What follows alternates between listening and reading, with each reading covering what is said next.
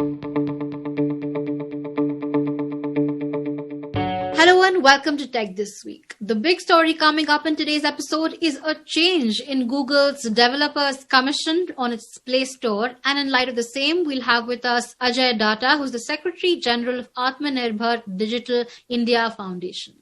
Later in the episode, my colleague Vignesh Anantaraj joins us to take us inside Oracle's latest Java update and its relevance in today's software businesses.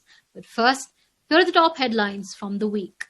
First up, from the world of Amazon's and Flipkart's, the Indian government this week has invited e-commerce entities as well as industry bodies for consultation on the reworked draft e-commerce policy. Sources within knowledge of the development told Tech Circle that discussions with these industry associations are scheduled to take place on Saturday. A copy of the draft that's currently making the rounds makes it mandatory for e-commerce entities to ensure that they register with an authority identified by the government, apart from giving the standing group of secretaries on e-commerce, or SGOS, the responsibility to address challenges from the policy due to the interdisciplinary nature of e-commerce. The policy also requires all of these e-commerce operators to ensure equal treatment of sellers on the platform, and has asked these e-commerce platforms to ensure that the algorithms used by them does not prioritize one seller over another. The platforms will also have to make sure that no discrimination or digitally induced bias creeps into the algorithm, which will then impact the customer's choice on the platform.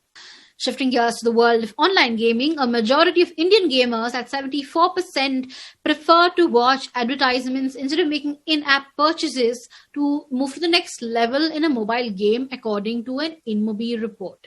While the Indian market contributes to download numbers, there is a low propensity of pay in the country, the ad tech company said in the report. And the report, it's word playing with the game Among Us. It's called Everyone's Gaming Among Us, mobile gaming through the pandemic and beyond, because it's analyzed data, 1.7 trillion advertisement requests made between January 2020 to 2021 on its platform.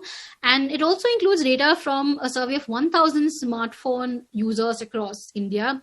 And another notable metric from the report is that it said that Indians interacted 2.6 times more with video ads in gaming apps than versus ads in other apps. And speaking about online gaming traction, Tech Circle is tracking the IPO run of Nazara Technologies, which is the first homegrown gaming company which is taken to the bourses. Friday, that's today, which marks the last day of share subscription. So as of 2:30 p.m., the public issue was subscribed over 61 times with over 17.8 crore offers with a lower band price of 1,100 rupees against an offer size of a little over 29 lakh shares. And earlier in the week, Nazara Technologies raised about $36 million from 43 anchors. These investors included the likes of Government of Singapore, Abu Dhabi Investment Authority, Goldman Sachs India, Stenview Capital Mauritius, and several State Bank of India, HDFC, Kotak, and ICICI funds. And speaking of investors, Beijing-based venture capital fund Sunway Capital has exited Nazara Technologies, which runs vernacular knowledge-sharing app Vocal and Twitter rival Coup. As per a statement from the Bangalore-based company, Sunway has sold its minority stake to a consortium including the likes of Indian cricketer Javagal Srinath, BookMyShow founder Ashish Hemranjani, and Udaan co-founder Sujit Kumar, Flipkart CEO Kalyan Krishnamurthy, and Zerodha co-founder Nikhil Kamath. The move comes as Coup tries to position itself as a truly Atmanirbhar alternative to Twitter. Here's what co-founder and CEO Aprameya Radhakrishna said. As stated earlier, we had been in discussion with Sunway Capital to enable a smooth exit after it invested in our company 2.5 years ago while we were raising funds for Vocal. They have now fully exited the parent company, Nazara Technologies. Speaking of exits, we move on to budget hotels aggregator startup Oyo Hotels and Homes, which is now in news for having exited from several co-working and co-living properties over the past 2 and 3 quarters as it attempts to turn profitable and streamline its business operations. Having been hit by the COVID-19 pandemic restrictions on the economy, retaining many of these properties became unviable, the company said. Shifting gears to the world of enterprise tech, enterprises in India are projected to increase expenditure on information security and risk management to $2.08 billion in 2021 as per Gartner's forecasts. Now, a report from the research firm Gartner says the total spending on enterprise information security, which includes moving to cloud-delivered security capabilities, deploying threat detection and response programs, will see a growth of 9.5% from 2021. Now, the last year, the spending in this area grew by just 3.2%. To $1.9 billion. That's due to the pandemic. And as things have started falling into place, the cumulative increase is on the way, Gartner added. Moving on, Pune-based IT services major Tech Mahindra on Monday announced it has acquired a 70% stake in pharmaceuticals, packaging, artwork, BPO, and digital solutions provider Perigord Asset Holdings for 21 million euros, which is about 25 million US dollars. Now, Tech Mahindra said it will acquire the remaining 30% of the shares in the next 4 years, as and when the valuations how valuations linked to the financial performance of the company. And the acquisition is expected to provide Tech Mahindra with an expertise in healthcare, pharmaceutical, and life sciences sector. And finally, weeks after Amazon's reported push to set up a new umbrella entity or NUE with ICICI Bank, Axis Bank, and Visa, the payments entity of the e-commerce giant, which is called Amazon Pay India, has raised about 31 million US dollars, marking its first fundraise in 2021. Amazon Pay India, which opened up its wallet for UPI-based transactions in April 2019, has been spending heavily on offers and cashbacks to corner a market share. Now, the space, it's the third-party app-based UPI transaction space is currently dominated by Walmart-backed PhonePe, SoftBank-backed Paytm, and Google Pay. Moving on to our special coverage on this episode of Tech This Week, Sundar Pichai headed Google said starting from July this year, it will charge only 15% of the first $1 million in revenue earned by a developer in a year from sale of digital goods and services on its Play Store. Currently charges 30% of commission from developers. And this also follows a similar move by Apple made in November last year. And in October last year, Google had extended the deadline for developers in India to integrate with the Play Store billing system on March 31st, 2022, following widespread opposition. In light of all this, we have with us Ajay Data, the Secretary General of Atmanirbhar Digital India Foundation, to talk about the need for a level playing field for startups and technology companies alike. In a conversation with my colleague Payal Ganguly. Thank you, Ajay, for joining us on Tech This Week. To begin with the first question, could you tell us the need for forming a body such as ADIF and also some of the issues which you have flagged in terms of competitive practices by Google? Basically, ADIF is a body for the IT industry and the startup ecosystem. We want to become a ear for everyone. Anybody who would like to listen to us, anybody who would like to have a complaint, where does he go if he want an advice on technology, on innovation, on policy? Where does he go? We had a lot of members and entrepreneurs discussing how Google's practices in India were affecting their business. So is there anything actionable which you are working on in that term? Also, Google recently announced that they'll reduce the developer fee by 15%. So Does that do any favors to the Indian developer ecosystem or publisher ecosystem per se? Let me answer you the last question first. Absolutely not. Okay. It is not at all expected. What we want is a playing level field, as ADIF I already shared with you. I'm not really worried about 15% or 30%, to be very honest. ADIF is not. ADIF is worried about more on that you do not allow other payment gateways to come in.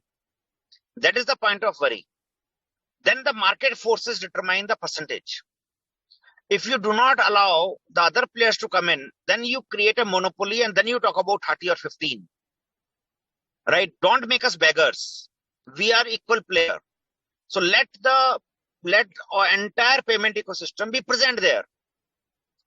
And as Arizona High Court has already said that important Play Stores must provide all the payment options to the consumer. Must provide. And that's exactly what we are asking for. And what are you going to do about it? You have already once approached CCI, if I'm not wrong, right? With these queries and questions. So is there any second step which you're trying to look at in this term?